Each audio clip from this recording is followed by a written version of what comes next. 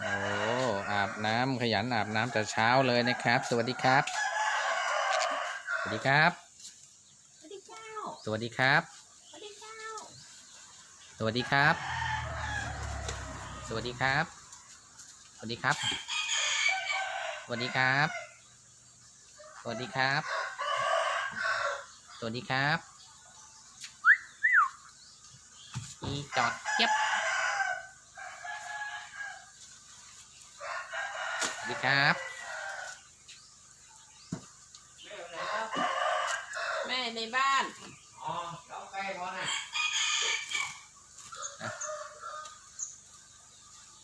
พ่อให้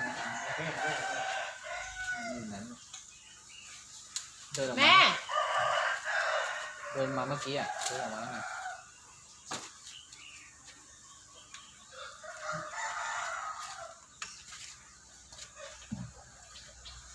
สวัสดีครับ สวัสดีครับ สวัสดีครับ สวัสดีครับอาบน้ำแต่เช้าแล้วหนาวไหมหนาวไหมสวัสดีครับ สวัสดีครับอีต่อเจี๊ยบ เดี๋ยวถ้ามันเอาเดี๋ยวมันไปที่บ้านแล้วกัน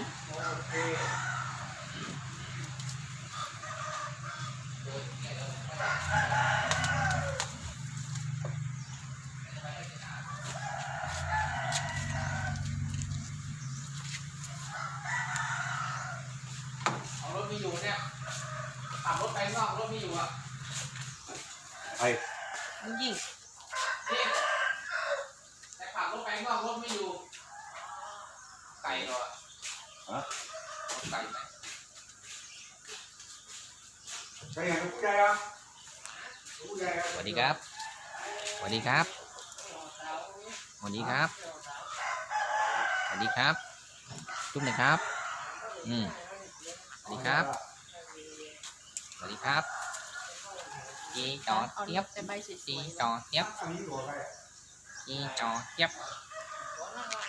สวัสดีครับ สวัสดีครับยังหนาวอยู่ครับ อาบน้ำใหม่ๆเลย ตัวเปียก เฮ้ยท้าสีเนี่ยเขาเก่าอะ สวัสดีครับ สวัสดีครับ สวัสดีครับจีจอดเจี๊ยบจีจอดเจี๊ยบสวัสดีครับ โดนมาหลายโฉมอะโดนมาขายแล้วอะออกมา ทำไมคนถามว่าทำไมน้องจันผาไม่บินนะครับเนี่ย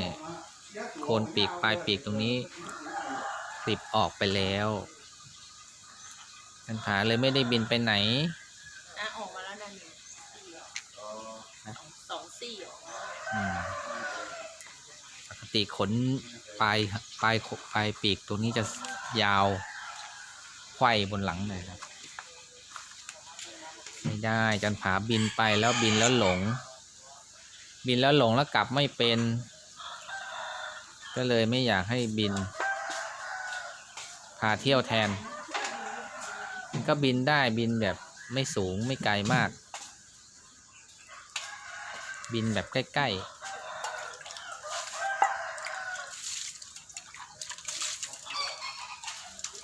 อาบน้ำหนาวเลยสั่นเลยสวัสดีครับสวัสดีครับสวัสดีครับ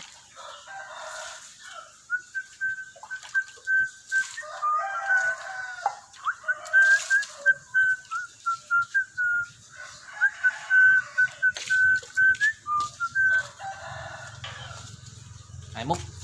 ไข่มุก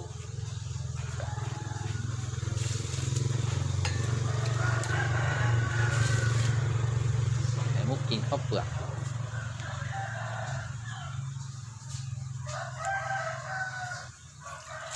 สวัสดีครับสวัสดีครับ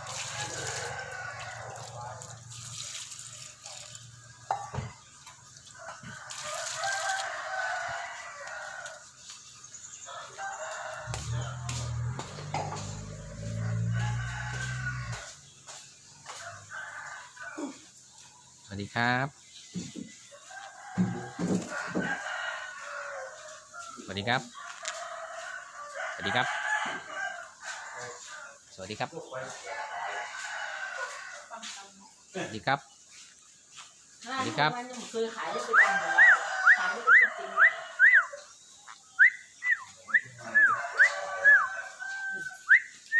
จริงไหมนี่อย่างเป็นยังหูจักกระสุนโจรสักตื่น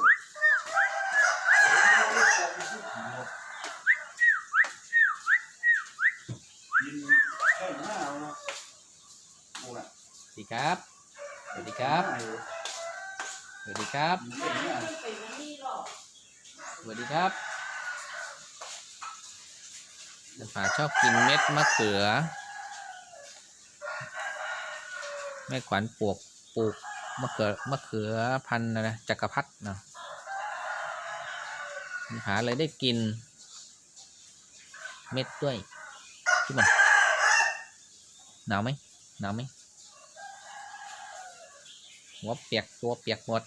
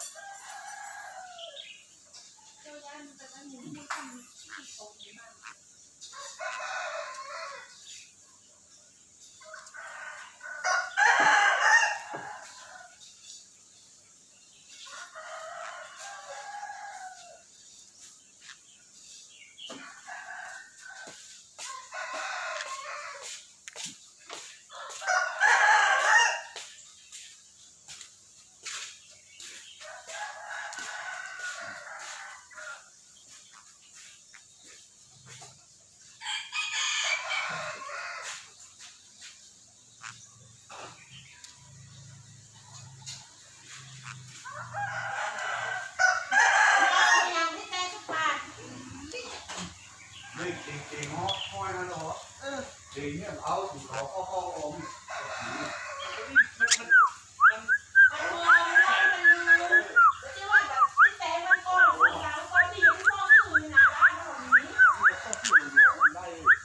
สวัสดีครับ สวัสดีครับ วิทวิวจีจอดเย็บจีจอดเย็บ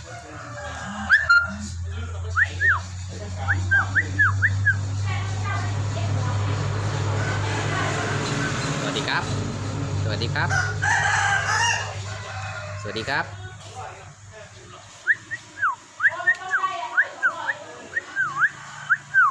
สวัสดีครับ สวัสดีครับ สวัสดีครับนี่สวัสดีครับ พูดดังๆพูดดังๆสวัสดีครับ สวัสดีครับ สวัสดีครับจีจอวิววิวจีจอจีจอเจ็บจีจอสวัสดีครับ สวัสดีครับจีจอจีจอเจ็บจีจอเจ็บสวัสดีครับ สวัสดีครับ ดังเกินโอ้หัวหน้านี่แอบชี้แบบพวกนี่เขาที่แบบ ติ๊กมาล่ะ เดี๋ยวปอยโหลนี่จะซื้อมาสักกองอ่ะ มาห้าวันน่ะ ติ๊กกำย้อยเอาไปล่ะ แต่ถ้าโทรหำรองนี่เอามือหนักเลยครับผมเอามือหนัก จีจอเจ็บสวัสดีครับ สวัสดีครับ สวัสดีครับเก่งมากครับ สวัสดีครับคุณหาเก่งๆครับ สวัสดีครับ นี่นี่บนไม่มือนัดนะ สวัสดีครับ สวัสดีครับ จี จี จอ จะเอามือ จีจอเจ็บโอ้ที่ไหน ห้อยแม่เนี่ยข้ามเขา ดูนี่ก่อนดูนี่ก่อน พอแล้ว กินมะเขือมากินมะเขือไปก่อน เอาดูจากไข่มุกอ่ะ สวัสดีครับ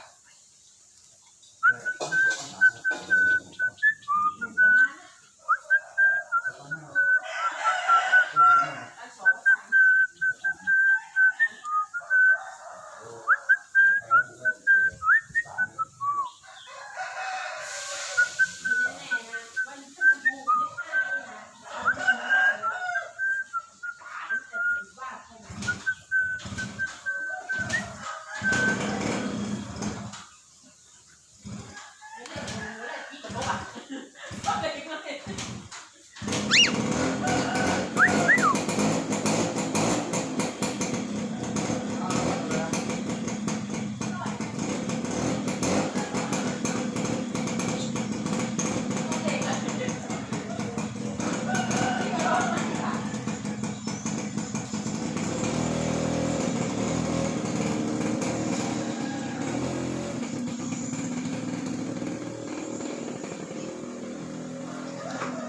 ครับ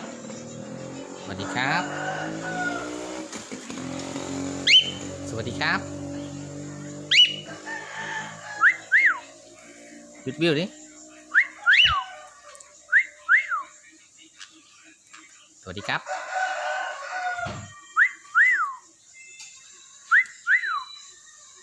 ไข่มุก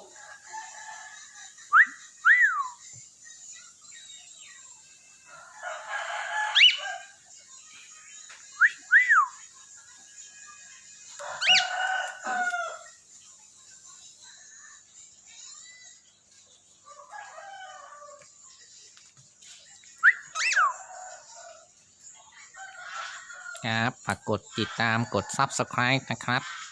กดไลค์กดแชร์ให้น้องไข่มุกและน้องจันผาด้วยนะครับ สวัสดีครับ